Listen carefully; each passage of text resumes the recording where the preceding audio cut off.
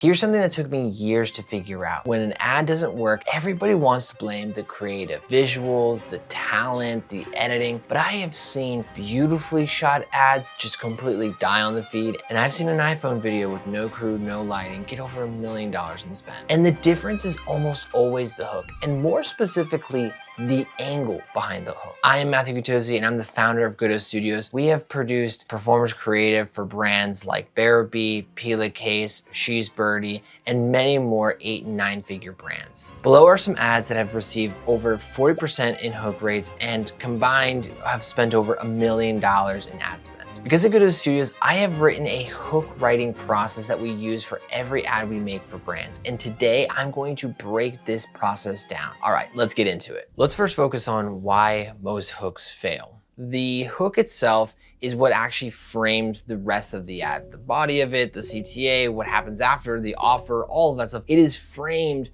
by the hook. It's super important to get it right. And most people kind of just put one hook down, they kind of write it. And if the hook itself is fuzzy, if it's not very clear of what you're really trying to get, then really the rest of the ad will kind of fall apart and also be fuzzy. And a lot of people write the hook last, which I think is backwards. The hook is the diagnostic tool that you use when you're writing an ad. If you can't get a very clear hook, then the rest of the ad won't be clear either. So you really need to spend time to really focus on how do we have a clear hook, because then that's going to clarify your writing process for the rest of the ad. Think about it this way. You were to ask a viewer of your ad, if you could talk back in one sentence what you just saw, it's not clear to them, then that means that you don't have a hook problem, you have a brief problem. And the hook just exposed that. So I want to talk through my angle first framework. Before you write any part of an ad, you want to understand if in 1 to 2 sentences, can you explain what do you want the viewer to learn, feel, see by the end of this ad? Most of the time, people don't even really take the time to think about what is it their viewer to feel at the end of the ad. They're just going right into writing. And I think if you can really understand what's the transformation you want that person to feel or experience, that is going to really help with how you end up going and writing the rest of the ad, especially the hook, but definitely the rest of the ad itself. So step 1, you've got to lock in that angle. Or again, remember that you've got to think about what is it, that one thing you want that viewer to know or learn or feel by the end of watching this ad. This can also help you figure out who you're really trying to speak to specifically, if it's a persona. This can also help you clarify who you're speaking to, what do they already know or believe, that can help you understand what you need to say to convince them to actually buy your product. Step 2 is identify the emotional entry point. 95% of human thought is subconscious, and the subconscious doesn't think in language or in words. It thinks in emotions and in visuals. So ultimately, the buying decision is not this logical decision. It's really emotional, and it's driven by the visuals that they see it or already have seen in their life. And a great ad would connect into those emotions and in those visuals. And that's why you really want to think about what is that emotional entry point for the ad itself. And your hook needs to tap into that subconscious and not just talk about a feature. So instead of saying that this phone case is biodegradable, you can say it's the healthiest phone case that you could actually eat it. You can totally see the difference between talking about a feature and then talking about a visual and an emotion that would actually get you to think, want to watch, and be very interested in the actual ad itself. Another example could be our skincare helps your acne, but you could actually convert that to I've tried everything and nothing has worked until I found this skincare brand, whatever it is. You can see the difference and feel the difference by just the choice of those words to actually show that there is an emotional entry point into somebody's subconscious to get them to start to listen to you. Step 3, write 20 hooks and pick the best 2. David Ogilvy said that that 80 cents of your dollar goes to the headline. And what he means by that is that the headline is so important that you should spend most of your time there because most of your money is going to be there. Because if people don't read the headline and are not interested, they're not gonna read the rest of that ad. And the same is true today when it comes to video. So you don't wanna fall in love with the first hook that you come up with. Write as many hooks down as possible. Personally, for me, I am a huge fan of writing down, pen and paper, and just letting it rip. You can see I've got a bunch of different ones here, just writing it down. And I think you get into this flow state if you're trying to find completely different ways to write out the hook, and it can really kind of come to many different ideas and ways in which to position the hook itself. Once you've done that, you're gonna narrow down to 2 that you want to test, but hey, save those other ones because you may want to use them later. All right, let's get practical. I'm gonna show you a few hooks that we've created and I'm gonna break those down for you. In a hook, there are 3 elements to think about. What is being said, what is being shown, and then the text on screen. And usually I like to play with having at least 2 of these as the hook. If you can use 3, great, but sometimes it can be a bit messy. So I like to play with having 2 of these 3 elements that you can use to really improve your hook itself. So the first hook I'm going to show you is from a video we made with Pela case, and this is a demonstrative hook. What I mean by that is that you want to show something that's going to elicit an emotional response, and I will show you what I mean. This is the healthiest phone case you'll ever eat.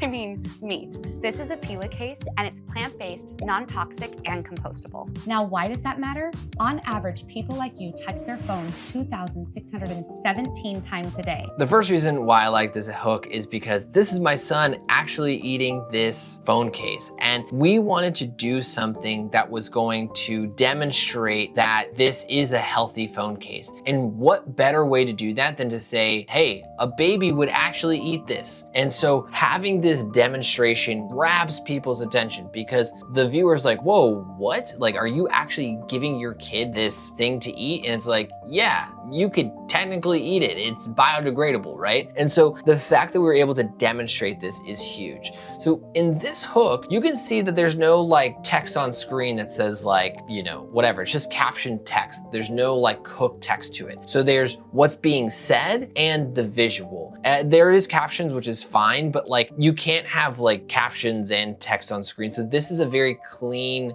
visual hook. And we really wanted to make sure that people were focused on the visual more so than the actual like hook text or saying something else, because that is what was going to demonstrate and really grab their attention. The next one I'm going to show you is from Comparative, and this one is more of like an educational comparative hook.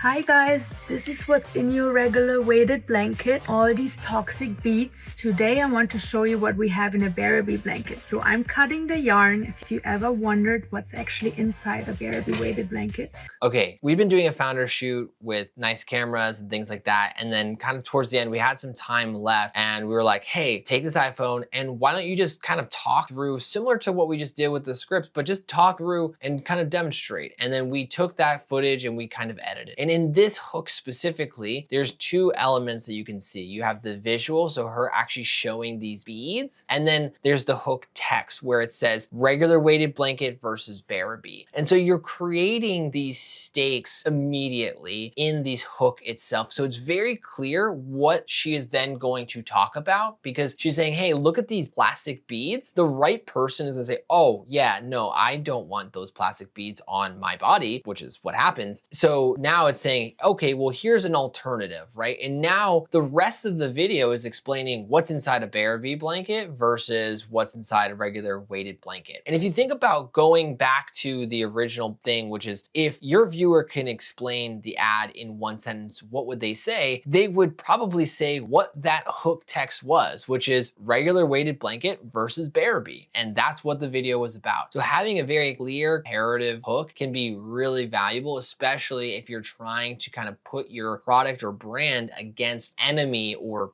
some other alternative that you're trying to beat. The next ad is also going to be from Comparative, and this is a bold claim hook. This weighted blanket weighs as much as a couple watermelons. watermelons, and here's why it betters your sleep. When your body feels weight, your brain produces melatonin naturally, the hormone that makes you fall asleep and stay asleep. It's called deep pressure therapy, and it's exactly what Bearabee's weighted blanket. In this hook, you can actually see that there's the 3 different elements. You have what's being shown, so her taking the weighted blanket and putting it onto a scale and then showing the watermelons. You have what's being said, so her talking through that. And then the third element, which is the text on screen, which says the science behind why heavy equals better sleep. If you think back to the 95% of human thought being subconscious and that being in visuals and emotions, a lot of times people talk about the emotions, but they really don't do enough about, well, what are the visuals, right? And one of the hardest things about the Bearabee blanket is how do you actually show the weight when you can't really feel it? You can't feel how heavy is 10 pounds, how heavy is 15 pounds. You might know what that's like with like an actual dumbbell, but you don't know what that would feel like on a blanket. And so giving other items that they can understand and view and say, oh, I kind of know what a few watermelons would feel like, I guess, like that just makes it a lot easier for them to understand the product. So having a bold claim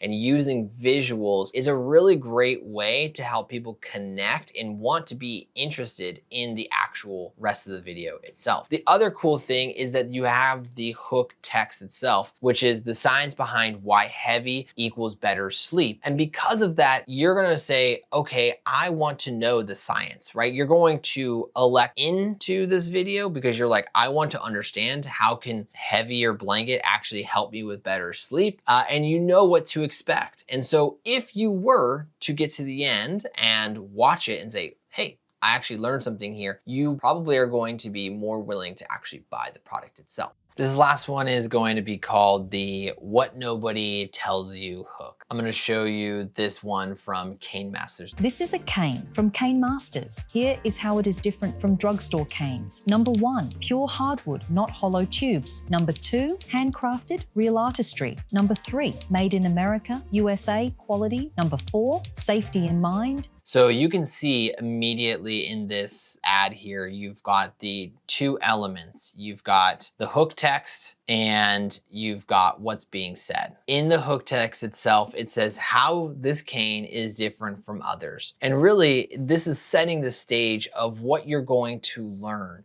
It's about what they didn't tell you about these canes versus other canes, right? It is setting the stakes of what you're expected to see in the rest of this video. And there's plenty of times where hooks are fun to make because you can make these really interesting demonstrative things like a baby eating a phone case or comparing watermelons to a weighted blanket or other things like that. But sometimes some of the best hooks can just be simple and clear. And a lot of times I think that most people miss out on the clear hooks because they're trying to do things that are flashy or different. They're just not clear on their brief and their angle. So it's important that before you start making your ad, be very clear. What do you want the viewer to feel and see and understand by the end of this video? And then how can the hook set the stage for that actual angle and goal of the video to come to life? So every time you making a hook, here is my 3 question hook test. Number 1, is the angle clear? Can you in 1 sentence describe what the viewer is going to feel or see by the end of this ad? Number 2, does it create tension? Does it make the viewer feel something or wonder something in the first 3 seconds? And number 3, does it earn the next line? Would someone who saw the hook want to continue to keep watching? And if the answer is no to any of these 3 questions, go back and rework your brief until you get the hooks